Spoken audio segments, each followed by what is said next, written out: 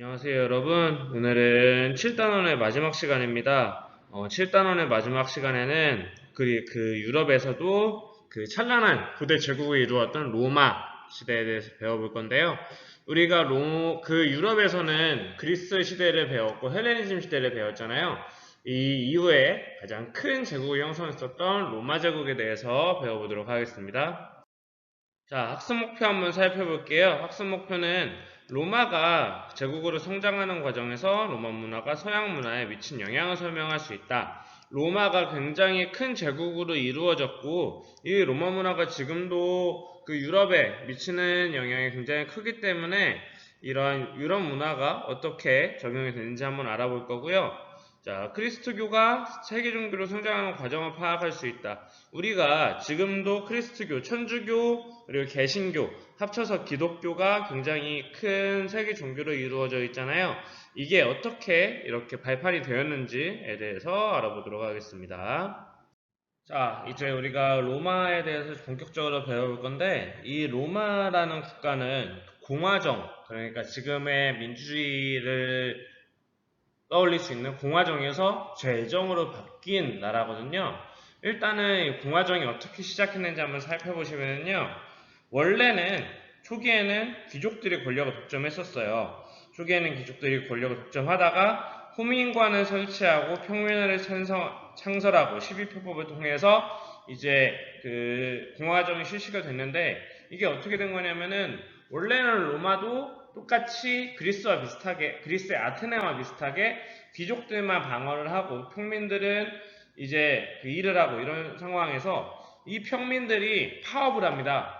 우리도 너네랑 똑같이 일하고 그리고 국방을 위해 노력하고 있는데 왜 우리는 참정할 수 있는 권리가 없냐?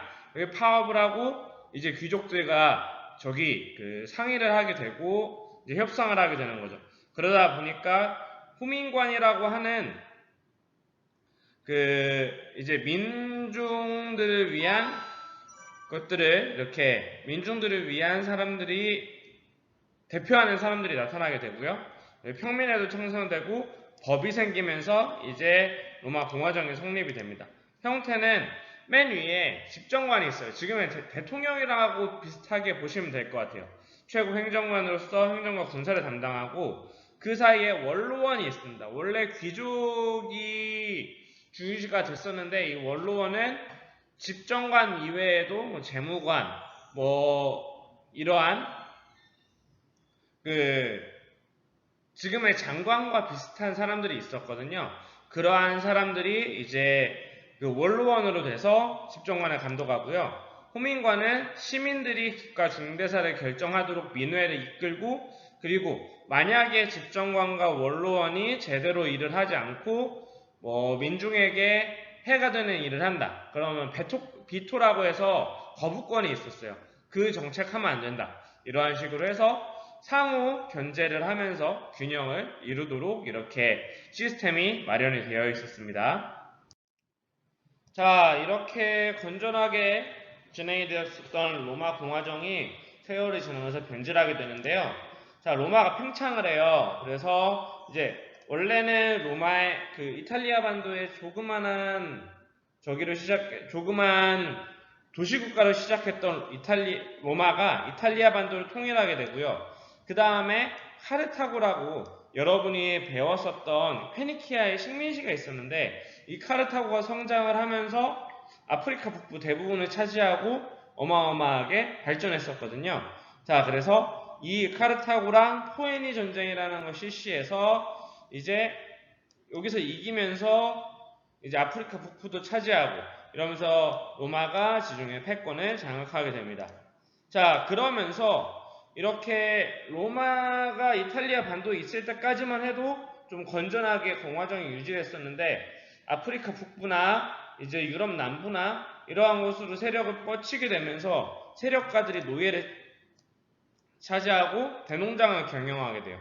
이걸 라티푼디움이라고 부르는데 원래 로마 공화정 초기에는 한 사람당 어느 정도 그 306이라고 불리는 리키니우스 섹스티우스 법이라고 하는 한 사람당 지금으로 치면 비유하자면 300평 이상을 넘을 수 없다. 한 사람이 가지고 있는 땅이 300평을 넘을 수 없다라고 하는 그 법이 있었는데 이런 게 속주로 나가면서 사람들이 유명무실하게 된 거죠.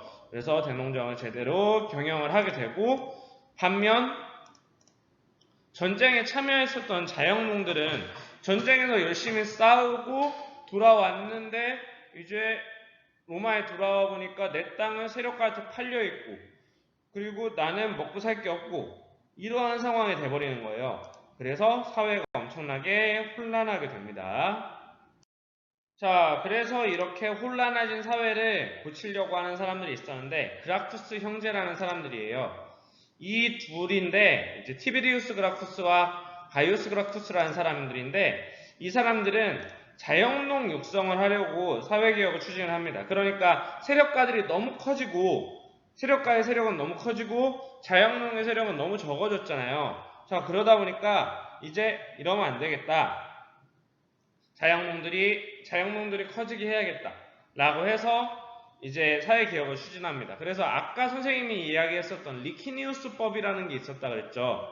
이 리키니우스법은 원래는 306에라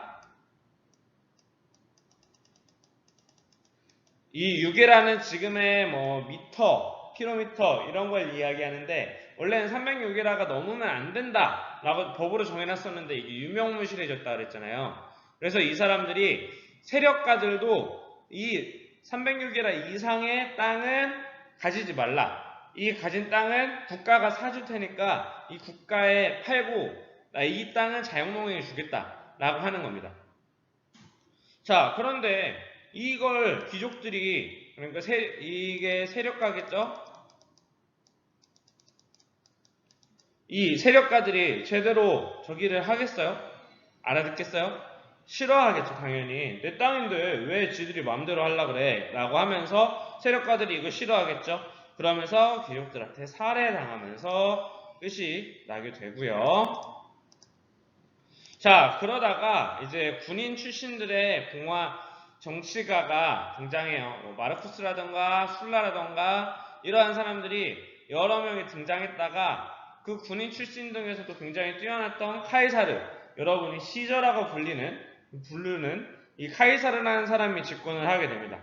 이 카이사르가 집권을 하면서 이제 원래는 뭐 삼두정치라고 해가지고 3명의 우두머리가 정치하고 뭐 이런 게 여러 가지가 있었는데 이런 게 이제 카이사르로 하나로 통합이 됐다가 이 카이사르가 이제 공화파에 의해서 암살이 돼요.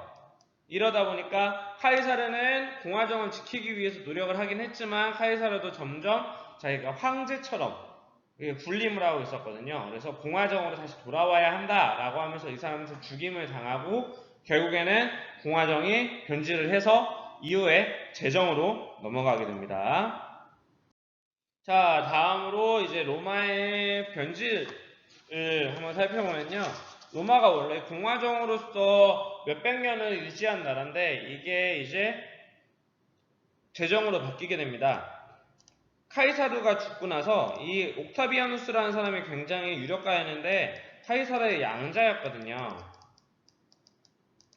이 양자였던 옥타비아누스가 권력을 장악하고 이제 공화파 자기가 아버지처럼 나는 공화정을 수호하겠다 막 이렇게 하면은 또 공화파들한테 암살당할 수 있으니까 자기는 아예 제정으로 변질하게 됩니다. 이거는 뭐 더 깊숙하게 들어가게 되면은 뭐 자기랑 경쟁했던 폼페이우스라는 사람을 죽이고 이집트를 차지하면서 엄청나게 부자가 되고 그리고 자기를 따르는 총독들을 각지로 파견하면서 권력을 어마어마하게 잡게 되니까 이제는 뭐 이 옥타비아누스를 따라갈 사람이 없게 된 거죠. 견제할 수 있는 사람이. 그러면서 옥타비아누스가 권력을 장악하게 되고요. 원로원으로부터 아우구스투스, 이게 존엄한 자라는 뜻이거든요. 이 존엄한 자라고 하는 칭호를 받게 되면서 이제 제정으로 넘어가게 됩니다. 이후에는 명실상부한 황제의 자리에 오르게 되고요. 오현제라고 해서 카이사르 사후에 이제 5명의 현명한 황제가 나타나서 로마가 안정기에 접어들게 돼요. 팍스 로마나라고 부르는데, 이 팍스 로마나가 지금도 팍스 아메리카나라고 해서 위대한 미국 이런 식으로 표현하잖아요. 이 로마뿐만 아니라 로마 제국뿐만 아니라 근처의 모든 나라들도 다 통제를 하면서 로마가 세계 제1의 국가로 발돋움해서 평화를 유지하게 되고요. 그래서 최대 영토까지 확보하게 되는데요. 자, 영토를 보시면 어마어마하게 크죠. 지금의 유럽 모두를 거의 장악했다고 보시면 되고, 이 영국이나 여기 프랑스, 독일, 여기가 프랑스고 여기 독일이죠. 그리고 여기 에스파냐, 그리고 지금의 그리스가 있는 마케도니아, 그리고 이집트, 카르타고, 지금 북아메리카, 뭐 요런 지금의 터키 이런 곳까지 모두 다 장악을 하면서 어마어마하게 큰 국가를 건설을 하게 됩니다. 자, 그런데 이렇게 번영하던 로마도 영원할 수는 없겠죠. 그래서 이 오현제가 죽고 나서 조금씩 이제 자기 권력에 대한 탐욕, 그리고 막 이러한 사람들이 등장을 하면서 군인 황제가 등장해요. 이제 군인들이 따르는 황제만 되고, 뭐 군인들을 위한 정책만 하고, 뭐 민생을 돌보지 않는 정책을 하고, 또 원래는 이탈리아 반도 내에 있는 로마가 가장 강해야 되는데, 이탈리아 반도보다 속주, 그러니까 갈리아나, 아까 이야기했던 갈리아나, 뭐 이집트나 이러한 곳이 더 강해지게 되고, 이러면서 삼공업과 도시가 쇠퇴하게 되고, 이민족이 침입을 하면서 로마 제국이 점점 쇠퇴를 하게 됩니다. 그래서 이거를 부응하기 위해서 디오클레티아누스라던가 콘스탄티누스라던가 뭐 테오도시우스라던가 이러한 여러 명의 황제가 어마어마하게 노력을 하는데, 그 중에서도 여러분이 알아둬야 될 건 콘스탄티누스 대제예요. 이 콘스탄티누스 대제가 수조를 비잔티움으로 옮깁니다. 지금의 비잔티움은 터키 쪽에 있는 콘스탄티노플이라고 불리는 곳이거든요.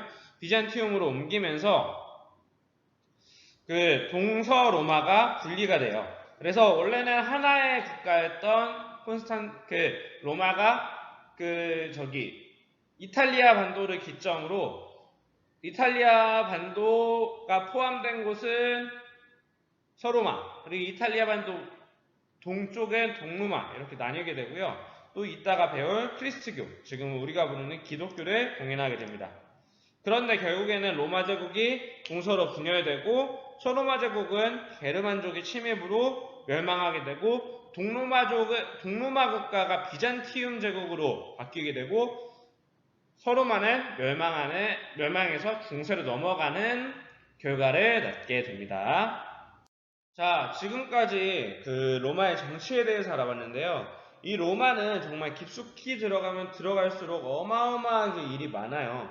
어쩔 수 없는 게 어마어마하게 큰 제국을 만들었었고, 또 어마어마하게 유구한 역사, 그러니까 거의 뭐 800년, 900년, 그러니까 1000년 왕국을 유지를 했으니까 어마어마하게 큰데, 간단하게 여러분에게 소개만 해드린 거예요. 그러니까 지금 여러분에게 알려준 거는 정말 기본적인 거니까 이건 꼭 알아두었으면 좋겠습니다. 자, 다음으로 로마 문화로 넘어가면요. 이 로마 문화의 특징은 이제 보편적인 세계 문화로 이제 볼 수 있습니다. 이거는 이제 그리스, 그리고 오리엔트, 헬레니즘 문화가 다 이렇게 포함이 되면서요. 유럽의 고전 문화를 양성해요. 그래서 그리스와 오리엔트랑 헬레니즘 문화의 장점들만 모아서 만든 게 이 로마 문화라고 생각하시면 되고요. 그 중에서도 건축이나 법률 같은 실용적인 문화가 굉장히 발달을 해요. 우리가 그리스는 인간적인 문화라고 했고, 헬레니즘은 세계 시민주의와 개인주의적인 문화라고 그랬잖아요. 근데 로마는 가장 거대한 제국을 만들어서 이 거대한 제국을 오랫동안 유지하기 위해서는 실용적인 문화가 필요했거든요. 제국 통치에 필요했기 때문에 실용적인 문화를 완성을 하게 됩니다. 자, 이러한 로마 문화의 특징을 살펴봤는데, 하나하나의 내용을 한번 살펴보면요. 이 법률이 확대가 됩니다. 법률은 로마 문화의 최대 유산이라고도 불리는데요. 지금도 여러분이 우리가 공화정에서 법을 유지하고 있었고 이러한 법이 지금도 사회를 지탱하고 있잖아요. 자, 그래서 이러한 법률이 이 로마 시대부터 그 전에 하무라비 법전도 있었지만 지금 그 로마 문화가 만민법이라고 하는 전체 공통으로 들어가는 최대 수혜자로서 할 수 있었고요. 자, 이러한 법률은 로마 문화의 최대 유산으로서 발전 과정은 관습법이라고 해서 원래 우리가 구전으로 이루어져 있었던 로마 문화가 있었고, 자, 그 다음에 이게 점점 나라가 커지면서 이게 명문화가 되죠. 이제 적히게 되고요. 적히게 되면서 칙령 같은 게 점점점 모든 그 비슷한 일들에는 법을 적용하게 되고 이게 모두가 적용을 하게 되는 이런 만민법까지 이제 저기가 되게 됩니다. 적용이 되게 됩니다. 자, 그래서 이게 로마법이 완성이 된 게 AD 6세기, 그러니까 비잔티움 제국, 동로마 제국이 발전을 하면서 유스티니아누스 때부터 발전을 하게 되는데요. 이거는 이제 유스티니아누스 법전으로 완성이 됩니다. 이거는 비잔티움 제국이었는데요. 이 비잔티움 제국 때 유스티니아누스가 모든 법률들을 다 참고를 해서 로마 공화정 때, 제정 때 모든 법률들을 다 수합을 해서 하나의 대전으로 만들었고요. 이게 로마법의 최종 완성판이라고 부를 수 있고요. 이게 유럽 법률의 토대가 됩니다. 자, 그리고 건축도 굉장히 실용적으로 만들게 되는데요. 도로, 수도건설, 공중목욕탕, 콜로세움, 개선문, 판테온 신전 이러한 것들로 만들어집니다. 자, 이게 아피아가도라고 하는 그 로마 시대에 만들어진 도로인데요. 이러한 도로가 지금도 유지가 되어 있고 이게 굉장히 촘촘하게 만들어져 있고 튼튼하게 만들어졌기 때문에 지금도 여기를 차가 지나가도 5톤 트럭이 지나가도 굉장히 멀쩡하대요. 그만큼 실용적이고 단단하게 만들어졌다는 거죠. 자, 그리고 이건 콜로세움인데 이거는 원형 경기장이거든요. 검투사가 활약을 하거나 이런 건데 이 안에 보시면은 이렇게 콜로세움이 여기는 관객석이고 이 밑에서 경기를 했겠죠. 이런 게 아직도 남아있다는 거예요. 어마어마하게 튼튼했으니까. 거기다가 이거는 지금은 반파된 게 이때 폭격을 맞았었거든요. 1차 세계대전 때. 그러면서 반파가 되긴 했지만 그래도 이러한 게 아직도 견고하게 남아있다는 거고요. 자, 이거는 개선문인데 콘스탄티누스가 전쟁을 하고 돌아오면서 만든 개선문이에요. 근데 지금 보시면은 여기에 조각들이나 이런 게 보이시나요? 지금도 보존이 되어 있다는 겁니다. 그만큼 굉장히 실용적이고 튼튼하고 이러한 것들이 잘 만들어져 있다 라고 여러분이 알아두시면 될 것 같습니다. 자, 다음으로 로마 문화의 내용 중에서 학문과 예술을 한번 살펴보시면 이 학문과 예술에서는 이제 그리스 문화를 묘방합니다. 그리스 문화가 인간 중심적이고 철학적으로 굉장히 많이 발달했었잖아요. 그래서 이러한 철학적인 그리스 문화를 토대에 깔고 로마인의 실용적인 문화를 그 위에 올렸다고 이제 보시면 될 것 같아요. 그래서 철학 같은 경우에는 스토아 철학이 유행했는데 우리가 헬레니즘 시대 할 때 배웠죠. 이 스토아 철학은 이제 금욕을 중시하고 자신의 개인의 행복을 위해서 금욕을 중시하는 이러한 철학이 유행했었고요. 자, 역사는 리비우스의 로마사, 타키투스의 게르마니아, 그리고 카이사르의 갈리아 전쟁기 이러한 역사서들이 적성이 됐고요.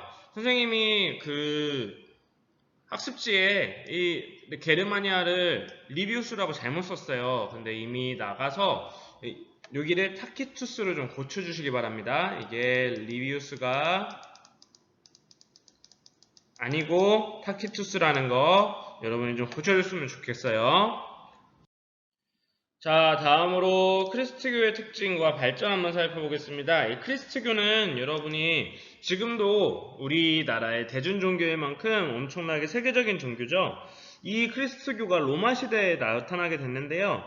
이 크리스트교의 특징은 우리가 헤브라이를 배웠었죠.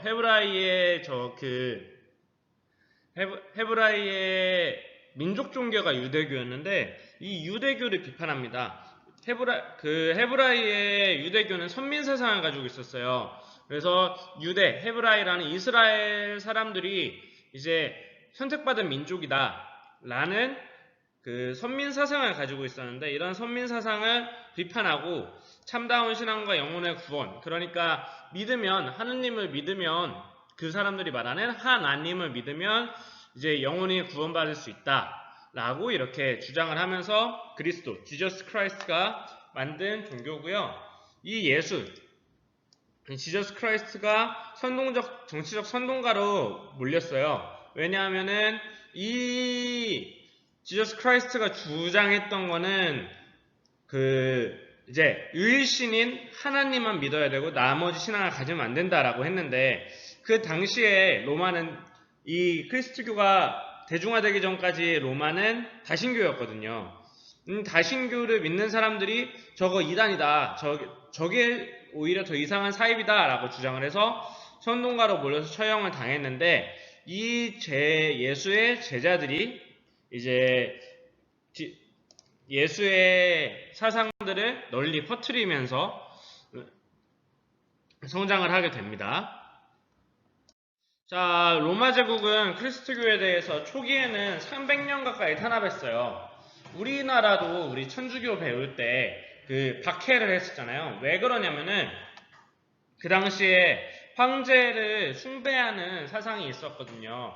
황제가 거의 신과 동급이고 황제를 숭배하는 사상이 있었는데 아까도 이야기했듯이 크리스트교는 유일신 하나님만 믿어야 한다 라고 이야기를 하다 보니까 이 크리스트교를 믿는 사람들은 황제를 숭배 안 하는 거예요.